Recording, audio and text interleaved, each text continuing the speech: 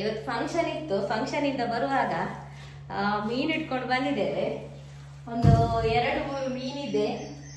Special ಆಗಿ ಒಂದು ಇವತ್ತು ಫ್ರೈ ಮಾಡುವ ಅಂತಿದ್ದೇನೆ. ಕ್ರಿಸ್ಪಿಯಾಗಿ ಬಾರಿ ಟೇಸ್ಟಿಯಾಗಿ.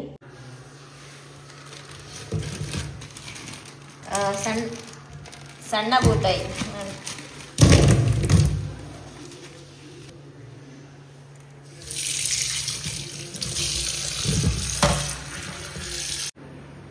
ಈಗ ಈ ಸಣ್ಣ ಬೂತಾಯನ್ನು ಕ್ಲೀನ್ ಮಾಡಿದ್ದೇನೆ. ಈಗ ಫ್ರೈ ಮಾಡ್ಲಿಕ್ಕೆ. ಫ್ರೈ ನೀವು ಕೂಡ ಮಾಡ್ತೀರಿ, ನಾನೇ ಹೊಸದಾಗಿ ಏನು ಫ್ರೈ ಮಾಡುದಲ್ಲ.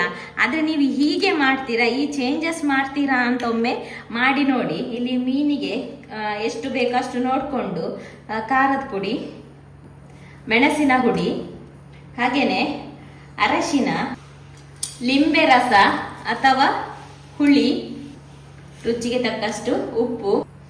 ಇನ್ನು ನೀವು ಶುಂಠಿ ಬೆಳ್ಳುಳ್ಳಿ ಪೇಸ್ಟ್, ಕೊತ್ತಂಬರಿ ಹುಡಿ, ಜೀರಿಗೆ ಹುಡಿ, ಪೆಪ್ಪರ್ ಹುಡಿ ಎಂತೆಲ್ಲ ಹಾಕ್ತೀರ ಅದೆಲ್ಲ ಹಾಕ್ಬೋದು. ನಾನಿಲ್ಲಿ ಒಂದೇ ಒಂದು ಸ್ಪೆಷಲ್ ಇಂಗ್ರೀಡಿಯೆಂಟ್ಸ್ ಎಂತ ಅಂದ್ರೆ ರವ. ಒಂದು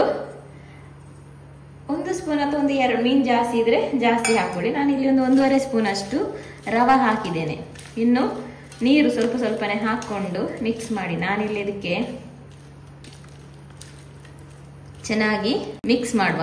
ಈಗ ಇನ್ನು ನೀರು ಬೇಕಾದ್ರೆ ಸ್ವಲ್ಪ ಸ್ವಲ್ಪನೇ ನೀರು ಹಾಕೊಂಡು ಒಂದು ಸ್ವಲ್ಪ 1/2 ಸ್ಪೂನ್ ಅಷ್ಟು ಕಾರ್ನ್ಫ್ಲವರ್, ಹಾಗೇನೆ 1/2 ಸ್ಪೂನ್ ಅಷ್ಟು ಅಕ್ಕಿ ಹಿಟ್ಟು, ಸ್ವಲ್ಪನೇ ನೀರು ಹಾಕೊಂಡು ಇದನ್ನು ಚೆನ್ನಾಗಿ ಮಿಕ್ಸ್ ಮಾಡಿ.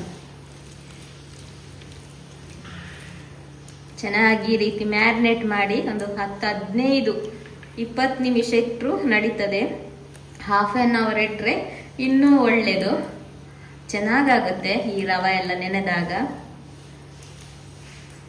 ಇದನ್ನು ಫ್ರೈ ಮಾಡ್ಲಿಕ್ಕೆ ಒಂದು ಟಿಪ್ಸ್ ಉಂಟು, ಓಡಬೇಡಿ ಇಷ್ಟಕ್ಕೇನೆ. ಇಷ್ಟೇ, ಇನ್ನು ತವದಲ್ಲಿ ಹಾಕುದು, ಎಣ್ಣೆಯಲ್ಲಿ ಹಾಕುದು, ಫ್ರೈ ಮಾಡುದು ಅಂತ ಇಷ್ಟೇ ಅಲ್ಲ. ಈಗ ಫ್ರೈ ಮಾಡುವಾಗ ಒಂದು ಪ್ಲೇಟಿಗೆ ಸ್ವಲ್ಪ ರವೆ, ಅಕ್ಕಿ ಹಿಟ್ಟು, ಸ್ವಲ್ಪನೇ ಉಪ್ಪು, ಸ್ವಲ್ಪ ಸಾಕು, ಅದರಲ್ಲಿ ಚಪ್ಪೆ ಚಪ್ಪೆ ಆಗ್ತದೆ ಅದಕ್ಕೆ. ಹಾಗೆ ಸ್ವಲ್ಪ ಚಿಲ್ಲಿ ಪೌಡರ್, ಸ್ವಲ್ಪನೇ, ಅದು ಕೂಡ ಚೆನ್ನಾಗಿ ಇದನ್ನು ಮಿಕ್ಸ್ ಮಾಡುವ. ಮಿಕ್ಸ್ ಮಾಡಿ ಹೊತ್ತು ಜಾಸ್ತಿ ಇಟ್ಟಷ್ಟು ರವೆ ಚೆನ್ನಾಗಿ ನೆನೀತದೆ, ಆಯ್ತಾ ನೋಡಿ. ಈಗ ಇದರಿಂದ ತೆಗೆದು ಇದನ್ನು ಹಾಗೆ ಬೇಕಾದ್ರೂ ಫ್ರೈ ಮಾಡ್ಬೋದು. ಈ ರೀತಿ ರವೆ ಫ್ರೈ ಕೂಡ ಮಾಡ್ಬೋದು. ಇನ್ನು ಫ್ರೈ ಮಾಡೋದು ಡೀಪ್ ಫ್ರೈ ಕೂಡ ಮಾಡ್ಬೋದು. ಈ ರೀತಿ ಶಾಲೋ ಫ್ರೈ ಕೂಡ ಮಾಡ್ಬೋದು. ಫ್ರೈ ಆಗಲಿಕ್ಕೆ ಹಾಕುವ.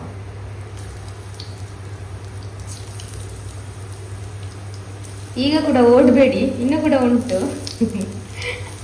ಇನ್ನೂ ಒಂದು ಹಾಕ್ಲಿಕ್ಕೆ ಉಂಟು.